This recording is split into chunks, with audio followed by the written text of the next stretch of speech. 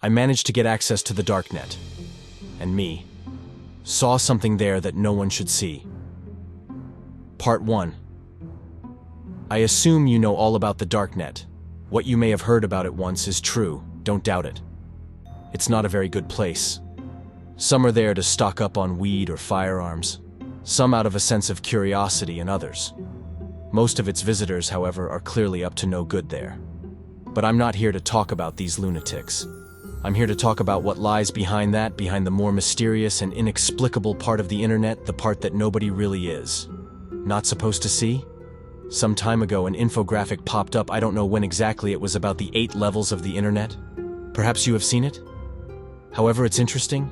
It's total bullshit, I'm sorry, but the phrase, the polymer false seagull in the compartment means nothing. And the Primarch system? Someone is probably a fan of the game Warhammer. No, there is no quantum mechanics here. However, that doesn't mean that this place is easy to find. I'm not going to tell you how to get in there right now. I don't think you can do it, even if I did it. I'm not praising myself. I've been warned, of course. Everyone said I wouldn't like what I'd see there, that I wouldn't even understand it. Now I'm passing that warning on to you. Don't try to look for anything like that. This place has no official name. At least I have not seen it. However, there were rumors. They ranged from an Illuminati chat room to a virtual chamber for an experimental artificial intelligence gone awry. It's actually much worse after a long and torturous process of breaking firewalls, encryption, solving bizarre philosophical riddles, and finding hidden links. I was finally directed to a blank page with one-line text and a text box underneath. View Loris. Latin for it means you're looking for remember. I was surprised. But looking back, I didn't know what to expect. I'll admit. I was a little puzzled in part because I didn't know the answer to that question. I didn't have a specific goal in mind. I just wanted to see if I could do it, and that's it. I tried some general answers first. I typed truth and enlightenment. You know, Matrix shit, nothing happened. I tried a bunch of answers, but none of them worked.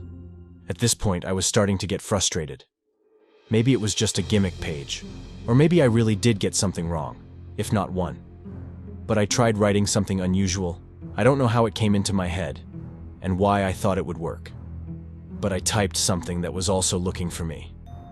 Now I think this thing might be artificial intelligence. To my surprise, the page turned out to be blank. Completely blank. I waited about 5 minutes for a response. I was redirected to some forum. No, not even that, it was much simpler. Just a list of links on a brownish-yellow background. The links themselves were indecipherable, just seemingly random sequences of signs, symbols, and letters. Apparently, it was just code that I didn't understand. At this point, expectations were no longer met. Every link was something done on a whim. I clicked on one. The live feed of the Paris catacombs loaded. I watched for a while, but eventually got bored. I came to the next link.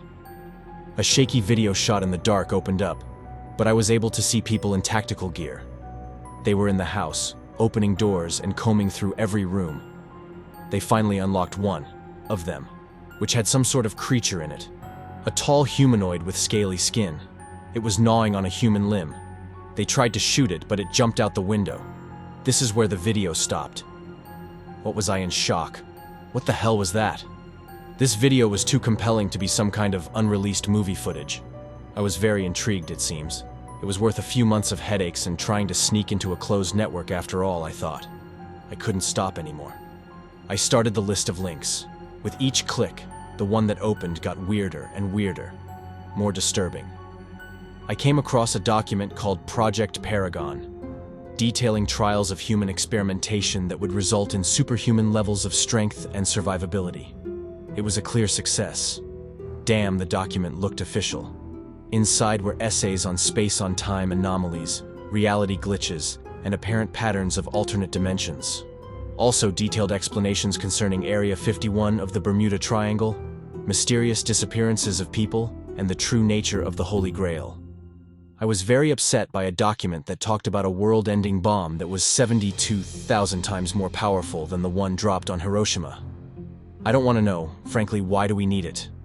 I found contingency plans for different types of apocalypse, nuclear winter, biological weapons, Viral outbreak.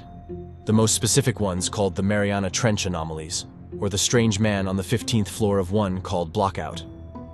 Recovered journals of werewolf hunting expeditions, numerous 911 notes from residents of a town in Texas about dozens of missing people in '77, and even diaries belonging to people involved in the Dyatlov Pass incident. I spent hours there going through page after page of what I thought I wasn't supposed to see. I came across a trailer for a silent movie made back in 1910 that people wanted to scratch their eyes out after watching, that almost derailed the entire movie industry. It was a live broadcast in which a hooded man sat in front of the camera with his head bowed. Finally, he lifted it up. Even though he had no mouth from my speakers, a deep guttural cheer came out. I realized it was him who said it. I didn't waste any time on it. And I also found incomprehensible sets of step-by-step instructions that included things like performing religious spells in the middle of a Siberian forest, the coordinates of a place where apparently there were some prisoners. It's not clear what this was all for. I also came across a 20-second clip called The Futility of the Living. I didn't watch it. That's when I realized that even the highest form of organized government can't completely control this. But most of all, what scared me was that I couldn't find the end of the list, no matter how much I scrolled down. I think I had a nervous breakdown and ended up passing out because I woke up on the floor in the middle of the night. I looked at the laptop screen, and there was a helicopter recording of a huge crab-like creature. The creature was thrashing around the shore of an island, somewhere in the ocean. I turned it off and just sat there for a long time. I couldn't understand what I was seeing, and I don't think I really wanted to. Now I'm not quite sure why I was moving on. My brain was screaming at me to take my laptop out onto the lawn and smash it to bits, but I didn't. I noticed something I hadn't noticed before. A small message in the bottom left corner of the screen. I don't know if it was there all along. Or not. I had to squint to read it. Latin again, which translates as, "Are you satisfied?" Then there were two variations, yes and no. Now I knew the answer to this question. Hell no. I wasn't satisfied. I was terrified. But I should have pressed yes. If I had just pressed yes, I would have been escorted out of this godforsaken place, returned to comfort and sanity. Even now I can't tell you why I pressed no, but as soon as I did, it was like the page refreshed. It still opened the same basic page, but only with 4 links. This time without any unrecognizable numbers and symbols. Damn doesn't look like it could have come from this world. I clicked on one link. After about 20 seconds, I slammed the computer shut. I can't describe to you what I saw, I only know that I shouldn't have seen it. No one should ever have to see anything like that. It's not just that it didn't make any sense. I can't tell you why it didn't. There's no way I can make sense of what I'm seeing. It wasn't a drawing or anything like that. I didn't recognize anything. I was able to distinguish moving objects, but they were not moving like any creature on Earth, colors I had never seen before. Just thinking about it gave me a splitting headache. This is my best attempt at visualizing it. We have 3 dimensions on Earth. We can move forward, back, left, right. The same subjects were not limited to that. I can't explain further. All I know is that I didn't want to watch another second. I don't think I could have. I left the room. For the first time in a long time, I planned to leave the house. I needed some fresh air. I wanted to go for a walk or do something else, damn it. I thought about running a marathon in the middle of the night just to get my mind off this shit for a few hours. I was already putting on my jacket when I heard a knock on the door. I stopped dead in my tracks. I certainly wasn't going to open it, but after about a minute there were 5 more knocks, and then a voice came out.